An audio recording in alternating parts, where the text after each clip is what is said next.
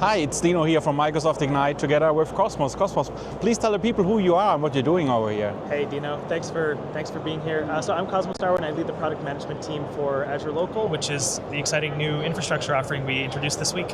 Oh yeah, we all know about Azure Stack HCI. Now the new one is called Azure Local. Tell us, is it just a rename or what happened to Azure Stack HCI? Yeah, so Azure Stack HCI is replaced by Azure Local. It becomes part of Azure Local, but Azure Local is also a lot more than that. So with Azure Local, you can go beyond the typical connected servers to smaller form factor devices. Oh yeah. There are a lot of rugged and industrial PCs that we're interested in. HP one's a small one, yeah, microservice. Exactly. We've had a lot of fun demoing with those. We've also introduced some capabilities that I think would have been unthinkable before, like disconnected operations. So you can now use the same portal experience, the same APIs as you use connected, but you can actually host the whole thing yourself in a disconnected way for pre-qualified customers. So HCI is part of Local, but it's also a lot more than that too. Oh yeah, it sounds like. So you're bringing the back end of Microsoft Azure basically to the customers out there, and it can completely be air-gapped then, like completely offline? Yep, that's right. Oh wow, that sounds awesome. And is it just for Azure HCI or is there more to come? So there's a lot more that we're doing here. I think one of the things that is key to understand is, as Microsoft, we've really stepped back and rethought our approach to cloud, right? And we have what we call now the adaptive cloud approach. Oh yeah. And the adaptive cloud approach really is reconceptualizing Azure so that it's not a place. It's not you move to cloud. Rather, the cloud is a collection of tools and services and things that you can use wherever it makes sense for you. And so you can use Azure's tools and services in one of our cloud regions. There are 60 of those and counting. You can also use those at your own distributed locations. You can use them in a factory or in a retail store or a branch office.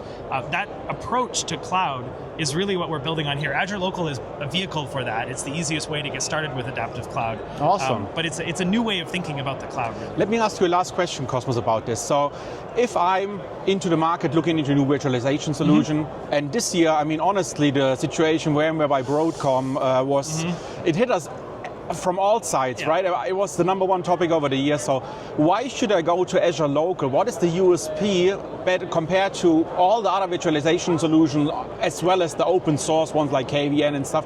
What is the extra part of Azure Local that others can't handle? Yeah, I think most customers are not just looking for a virtualization solution in isolation. They're actually looking for a full transformation of their IT estate. Some of that is almost certainly going to move to a public cloud region, and some of it is almost certainly going to need to remain at a distributed location. We see durable use cases all over the place for that. And so I think what's really important is, as an organization, when you navigate that change, when you're bringing some of these things into a public cloud region, some of them you're modernizing on-prem where they are you going to end up having two sets of tools, two sets of identities, two ways of doing things? Yeah. Or do you want to have all of that under one roof, right? With a common data model, a common application model, a common management and security model, common identities across all of it.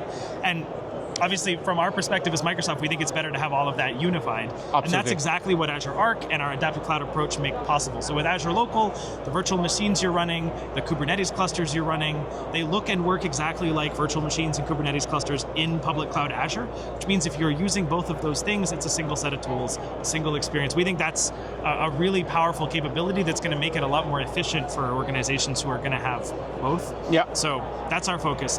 We're also obviously doing a bunch of tactical things. We have a migration experience from VMware and so on, but I think it's really the adaptive cloud approach that makes it different. Yeah, so we can lift and shift first and then modernize in the speed the customer can transform his workloads, That's right? And what's awesome, until last week we had like $26 per core of AKS, the Kubernetes service, and now it's included for free as well. So I guess there's more to come. We make it easier for the customer. You guys do a great job. Thank you for the time and the interview you took. Thank you. Thanks guys. Cheers. Cheers, bye.